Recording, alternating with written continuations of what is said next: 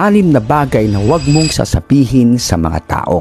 Number 1, huwag mong sabihin sa mga tao ang iyong plano. Maaari silang maging hadlang dito. Number 2, huwag mong sabihin sa mga tao ang iyong kahinaan. Gagamitin nila ito laban sa iyo. Number 3, huwag mong sabihin sa mga tao ang iyong pagkukulang. Lagi nilang makikita na ikaw bilang isang kabiguan at hindi kailanman mabibigyan ng pagkakataon. Number 4, huwag mong sabihin sa mga tao ang susunod mong malaking hakbang. Kumilos ka ng tahimik at sorpresahin mo sila sa magandang resulta. Number 5, huwag mong sabihin sa mga tao ang iyong mga lihim dahil tanging isang hangal lamang ang nagbubunyag ng mga lihim. Number 6, huwag mong sabihin sa mga tao ang iyong income o ang iyong pinagkakitaan. Hayaan mo silang mag-isip at hayaan mo silang magtaka. Dahil kaibigan, kung meron ka mang pagkakatiwalaan,